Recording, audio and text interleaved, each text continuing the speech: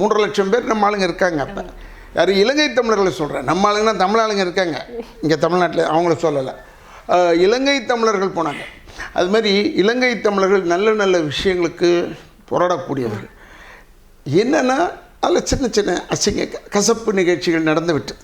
இப்போ எப்படி எங்கள் அப்பா வாழ்க்கையில் கசப்பு நிகழ்ச்சி ஒன்று நடந்திருக்கோ, அதே போல் இந்த மக்கள்கிட்டையும் ஒரு கசப்பு நிகழ்ச்சி நடந்திருக்கலாம். ஆனால் அதெல்லாம் ஓரங்கட்டிட்டு இன்றைக்கி நல்ல நிலைமையில் வளர்ந்து கொண்டிருக்கிறார். உலகத்திலே பெரிய அறிவாளிங்க யாருன்னா என்னை பொறுத்தளவில் இலங்கை தமிழர்கள் தான். ஏன் அவங்கள அறிவாளின்னு சொல்கிறேன்?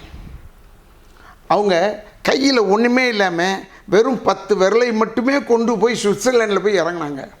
சுவிட்சர்லாண்டில் இன்றைக்கி அவங்க தான் ரிச்சஸ்ட் பர்சன். எல்லா இடத்துலையும் பரவி கிடக்கிறார்கள். அவங்க செலக்ட் பண்ண இடம்லாம் beautiful place. They have not selected Mexico. They have not selected South America. Chile. அதெல்லாம் அர்ஜென்டினாலாம் செலக்ட் பண்ணல. They took the northern part. Yes. அது வந்து ஒரு பெரிய இஷ்யூங்க. வெறும் 10 விரல். நான் சொல்கிறேன், எனக்கு ரொம்ப பேரை தெரியும். ஃப்ரான்ஸில் போனீங்கன்னா நம்ம ஆளுங்க அப்படி கச்ச கச்ச கச்ச கச்ச கச்சான்னு இருக்கான். ரெஸ்டாரண்ட் வச்சுருக்கான், அதை வச்சுருக்கான், அதை வச்சு. சார் முதல்ல வரும்போது ஒரே ஒரு சின்ன பையங்க, பையும் 10 விரல் தாங்க. நெஞ்சிலே உரம். அந்த உரம் யாருக்கு வரும்? இன்னைக்கு உலகம் பூரா என்ன சுவிட்சர்லாண்டில் ஃப்ராங்க்ஃபர்ட்டில் இறங்கி நான் நாடகம் போடுறதுக்கு வெளியே போகிறேன். நான் பிஸ்னஸ் கிளாஸ். ஸோ நான் வெளியே போயிட்டேன். வெளியே போன உடனே என்னை பார்த்தான், பாஸ்போர்ட் கேட்டான். நான் ஒன்று wait, my manager is bringing the passport சொல்கிறதுக்குள்ள துப்பாக்கி எடுத்து நெத்தியில் வச்சிட்டான். எனக்கு இந்த பேஸ்மெண்ட்டு பாடி ஸ்டாங் சொல்கிறாங்க, அது மாதிரி ஆயிடுச்சு. அந்த இடத்துல எனக்கு ஷிவர் ஆகிட்டேன். ஆனால் சும்மா ஒரு 2 செகண்ட் நான் ஏன் ரெடி ஆகிட்டேன்னா, ஏற்கனவே துப்பாக்கி பார்த்த குடும்பம் நம்மது. அதனால் இவன் இப்படி துப்பாக்கியில் வச்சோன்னா நான் பயப்பில்லை. நான் சொன்னேன் மை மேனேஜர் இஸ் கம்மிங்.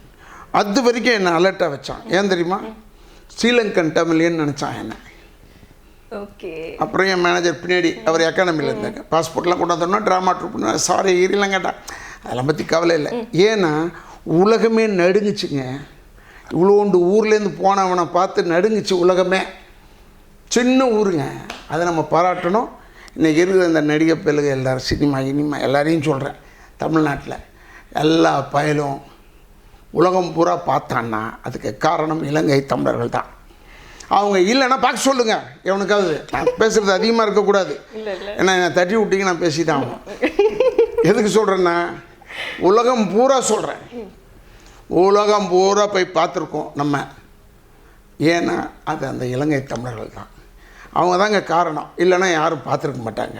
சகோதரர் செந்தில்லாம் சொல்லும் போது ஷூட்டிங்க்கு போகிறது வேறங்க. இப்போ தாங்க நம்ம ஷூட்டிங்க்கு போக ஆரம்பிச்சிட்டோம் ரொம்ப அதிகமாக வெளிநாட்டுக்கு. முந்தியெல்லாம் வந்தது கிடையாது. இந்த இலங்கை தமிழர்களால் தான் நமக்கு உலகம் உருண்டைன்னு தெரிஞ்சுதுங்க முதல்ல. இல்லைன்னா வெறும் சென்னை தமிழ்நாடுன்னு குண்டாஞ்சேட்டில் குதிரை ஓட்டிக்கிட்டு இருந்தாங்க நம்மெல்லாம். எல்லாம் ப்ரோக்ராம் போடுறதுக்கு போனதுக்கு காரணம் இலங்கை தமிழர்கள். அதனால் இங்கே இருக்கும் இளைஞர்கள், அங்கே இருக்கும் எல்லா மக்களுக்கும் சொல்கிறேன், உங்கள் வீரத்தையும் நான் எடை போட்டு பேசுகிற அளவுக்கு நான் பெரிய ஆள் இல்லை. நீங்கள் வந்து பெரிய மாவீரர்கள், அதெல்லாம் நான் ஒத்துக்கிறேன். ஆனால் ஒன்றே ஒன்று எல்லாருக்கும் சொல்கிறது தான், உங்களுக்கு சொல்லலை. இலங்கையில் இருக்கும் தமிழர்கள் இளைஞர்கள், சின்ன இளைஞர்கள்னால் ஆண் பெண் எல்லாருக்கும் சொல்கிறேன், தாய் தந்தையரை முதியோர் இல்லத்தில் சேர்த்து விடாதீர்கள். தாய் தந்தையரை கூடவே வச்சு வாழ வைங்க. ஏன்னா எனக்கு தெரியும் உங்களுக்கு அந்த ஃபீலிங்ஸ் நிறையா இருக்கும். ஏன்னா நீங்கள் பிரிஞ்சு, எங்கள் அம்மாலாம் அந்த ஆஸ்திரேலியாவில் இருக்காங்க, நான் வந்து இங்கே வந்துட்டு அண்ணன்னு சொன்ன சகோதரன் என்கிட்ட நிறைய பேர் இருக்காங்க. என் புருஷன் வந்து லண்டனுக்கு அனுப்பிச்சுட்டாருங்க, நான் வந்து இங்கே இருக்கிறேங்கன்னு சொன்ன அந்த சகோதரியெல்லாம் நிறைய பேர் நான் பார்த்துருக்கேன். அதனால் சொல்கிறேன், உங்களுக்கு பாசம் உண்டு. நான் உங்களுக்கு அறிவுரை சொல்லலை, உலக அளவில் நான் இளைஞர்களுக்கு ஒரு செய்தியை சொல்லுவேன். இதுதான் அந்த செய்தி. தாய் தந்தையரை தயவுசெய்து முதியோர் இல்லத்தில் சேர்த்து விடாதீர்கள். எந்த நாட்டில் முதியோர் இல்லம் இல்லாமல் இருக்கிறதோ, அனாதை இல்லம் இல்லாமல் இருக்கிறதோ, அங்கே தான் மனிதாபிமானம் அதிகமாக இருக்குதுன்னு அர்த்தம். அதுக்காக தான் நான் சொல்கிறேன். இலங்கை தமிழர்களுக்கு என்ன சொல்லணும்னு சொன்னீங்கல்ல, இலங்கை தமிழர்கள் இலங்கை தமிழன்னு சொன்னார். என் உடம்புல 3 புல்லட் இருக்குதுன்னு சொன்னார். அதனால தான் அந்த ஜெயபாலுக்கு நான் வாய்ஸ் கொடுத்தேன். இதில் என்ன படம், தனுஷ் சார் படத்தில் அந்த ஒரு கோழியை வச்சுலாம் ஃபைட் பண்ணாங்க. நல்ல படம் ஆடுகளத்தில் நான் குரல் கொடுத்ததுக்கு காரணமே அந்த ஜெயபால் ஸ்ரீலங்கன் தமிழ்ன்றதுனால தான் கொடுத்து அவருக்கு அவார்டு வாங்கி கொடுத்துருக்கேன். ஏன்னா யாராவது இன்னொருத்தர் பேசி வாயசச்சா அவார்டு கிடையாது டெல்லியில். But I gave a letter, I ஃபாட் for it, அவருக்கு நான் வாங்கி கொடுத்தேன். இன்றைக்கு வரைக்கும் அந்த மனுஷன் நன்றியோடு என்கிட்ட இருக்கார். என்னை விட்டு கொடுக்கவே மாட்டார் எங்கேயுமே.